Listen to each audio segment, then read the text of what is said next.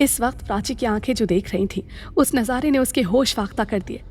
एक ही साथ एक ही वक्त में अपनी आंखों के सामने दो दो तेजस को देखकर प्राची शॉक्ड हो गई। उसकी गर्दन कभी टंकी में चिल्ला रहे तेजस को निहार रही थी तो कभी ग्राउंड में खड़े तेजस को जो उसे ही बुला रहा था। इस दृश्य ने प्राची को खौफ के साए तले इस कदर डुबो दिया था कि वो ये बर्दाश्त न कर सके और बेहोश हो गई। कुछ महीने पहले समर्थ फोन पर बात करता हुआ बोला, हाँ यार रमन, पता नहीं इस शहर में और क्या क्या बुरा होना लिखा है। पहले नौकरी गई, फिर एक्सीडेंट होते होते बचा, उसके बाद हमारे सर से छत चली गई, फिर मेरा बच्चा गायब हो गया था और अब फाइनली जब सब कुछ ठीक हो गया और हम नए घर में शिफ्ट होने जा रहे थे तो रास्ते में हमारी कार का एक्सीडेंट हो गया। अगर मैं कार बनवाने बैठा तो पूरी रात सड़क पर बितानी पड़ेगी। प्लीज़ यार अपनी कार लेकर आ जाना। फ़ोन पर दूसरी तरफ रमन बोला, डोंट वरी समर्थ, मैं आ रहा हूँ।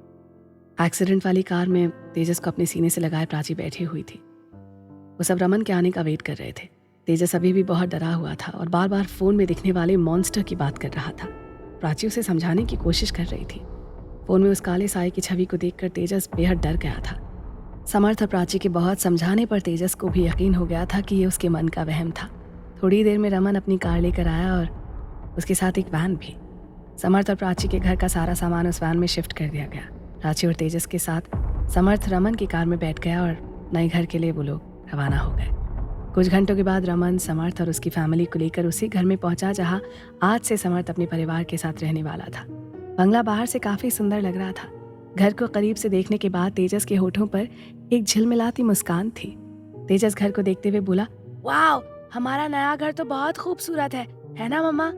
जिस घर में प्राची कभी जाना नहीं चाहती थी, लेकिन पता नहीं क्यों उस घर को बाहर से देखकर उसे वो सारी बातें वहम लगने लगी थी जो अब तक वो अपने मन में सोच रही थी। तेजस की बातों को सुनकर प्राची ने कहा, हाँ बेटा, हमारा नया घर वाकई बहुत खूबसूरत है और जब बाहर से इतना सुंदर है तो अंदर से तो और भी खूबसूरत होगा। रमन समर्थ के साथ आते हुए बोला, ये तो बहुत अच्छी बात है भाभी कि आप लोगों को ये घर अच्छा लगा। आपको पता है इस इलाके में बड़े बड़े बिजनेसमैन और नामचीन लोग रहते हैं। ये मकान भी जिस इंसान का था वो भी एक वक्त में काफ़ी बड़ा लॉयर था। समर्थ, रमन और प्राची के बीच बातों का सिलसिला जारी था। ठीक तभी तेजस की आंखों में एक अजीब सी चमक नजर आ रही थी, खुशी की चमक। उस घर के गार्डन में एक बड़ा सा बेर का पेड़ था। छोटा बच्चा लालची निगाहों से उस पेड़ को देख रहा था। प्राची, समर्थ और रमन तीनों बातचीत करने में इतने मशगूल हो गए कि उन्हें पता भी नहीं चला कि कब तेजस बेर के पेड़ के पास पहुंच गया था। पेड़ पर लटक रहे बेर को देखकर तेजस मुस्कुराते हुए बोला, वाह, ये बेर तो कितने बड़े बड़े और कितने सारे नजर आ रहे हैं। इन्हें देखकर लगता है कि ये काफ़ी मीठे होंगे। ये पेड़ तो मेरे लोनावला वाले स्कूल के पेड़ जैसा है। अब मैं अपने स्कूल को भी मिस नहीं करूँगा क्योंकि ये पेड़ जो है मेरे पास। तेजस उस पेड़ से बेर तोड़ने के लिए उस पर चढ़ने लगा। बेर तोड़ता हुआ तेजस पेड़ की काफ़ी ऊंचाई तक पहुंच गया था और मीठे मीठे बेर को तोड़कर अपनी शर्ट की जेब में तो कभी पैंट की जेब में रखता जा रहा था।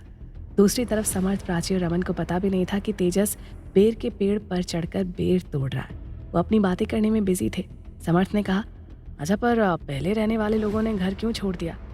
रमन ने कहा, अरे इसके बारे में तो मुझे भी नहीं पता, बस इतना ही पता है कि एक दिन अचानक इस फैमिली ने अपने घर के किसी नौकर को ये घर दे दिया और चले गए।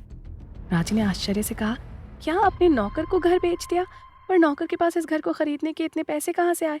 अरे नहीं नहीं प्राची भाभी, उस फैमिली ने नौकर को घर बेचा नहीं बल्कि सौंप दिया, ऐसा आसपास के लोग कहते हैं। और बस उस समय से अब तक वही नौकर इस घर की देखभाल करता है। समर्थ ने कहा, मगर वो नौकर अब कहाँ है? आसपास के लोगों का कहना है कि वो नौकर इसी शहर में है, पर कहाँ है ये पता नहीं। जिसे भी किराए पर घर लेना होता है वो उससे फ़ोन पर ही कंसल्ट करता है, जैसे मैंने किया था। रमन ने अपनी घड़ी की तरफ देखते हुए कहा, ओ गॉड, बातों बातों में समय का पता नहीं चला। ठीक है यार समर्थ, चलता हूँ, जब भी दिल्ली आऊँगा यहाँ ज़रूर आऊँगा, फिलहाल मुझे बहुत देर हो रही है। समर्थ रमन से गले मिलते हुए बोला, ओके यार, एक बार फिर से थैंक्स हमारी सारी प्रॉब्लम सॉल्व करने के लिए और समझने के लिए। रमन मुस्कुराकर बोला, अरे यार दोस्ती में नो थैंक्स नो सॉरी, अब तो आराम से घर का सारा सामान शिफ्ट कर, मैं चलता हूँ। रमन ने ये कहते हुए समर्थ के हाथों में घर की चाबी सौंप दी और अपनी कार लेकर चला गया। समर्थ प्राची के कंधे पर हाथ रखकर उसे अपनी तरफ खींचते हुए बोला, तो मिसेस प्राची समर्थ राजवंशी, बंगला देखकर आपके मन का सारा वहम दूर हो गया है ना? प्राची हाथों में सामान उठाकर बोली, हाँ वो तो है, ये घर काफ़ी खूबसूरत है और मैं इसे अंदर से देखने के लिए भी उतावली हो रही हूँ। जल्दी जल्दी सामान उठाओ ना समर्थ। प्राची ने ये बात मुस्कुराते हुए समर्थ की तरफ देखकर कही। प्राची और समर्थ धीरे धीरे घर का सारा सामान उठाकर घर में सजाने लगे। घर अंदर से काफ़ी खूबसूरत था, किसी फिल्म स्टार के मकान की तरह नजर आ रहा था। प्राची बस घर को निहारती रह गई। वाकई हमारा नया घर बहुत खूबसूरत है समर्थ, पता नहीं मैं क्या क्या सोच रही थी इस घर के बारे में। समर्थ प्राची को अपनी बाहों में थामते हुए बोला, वही तो मैं तुम्हें कब से समझाने की कोशिश कर रहा था, पर तुम हो कि सुनती नहीं। खैर, मुझे खुशी है कि तुम्हें ये मकान पसंद आया। क्या तुम्हें नहीं लगता कि अब थोड़ा ध्यान इस मकान से हटाकर अपने पति पर भी डालना चाहिए? हाँ। प्राची मुस्कुराकर समर्थ को खुद से दूर हटाते हुए बोली, मिस्टर समर्थ राजवंशी, हम एक दूसरे पर ध्यान बाद में डालेंगे, पहले घर में सामान शिफ्ट करने में मेरी मदद कीजिए।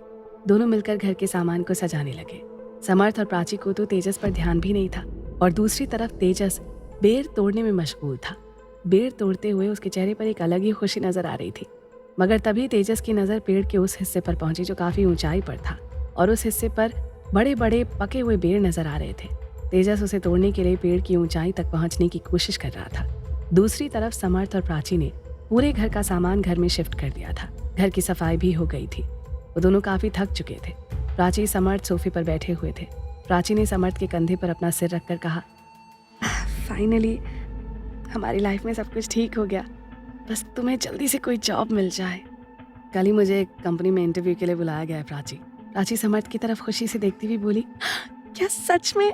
समर्थ सिर हिलाते हुए हाँ में जवाब देता है। हमारी लाइफ से सारी प्रॉब्लम्स दूर हो जाएंगी प्राची। जितनी भी बुरी घटनाएं होनी थी ना, हो चुकी। मुझे खुशी है कि तुम्हारे मन का डर भी भाग गया प्राची, और तेजस के मन का भी। तेजस का नाम लेती प्राची को याद आया कि काफ़ी देर से वो नज़र नहीं आया। समर्थ, काफ़ी देर से तेजस नज़र नहीं आ रहा है। अरे शायद बाहर खेल रहा होगा।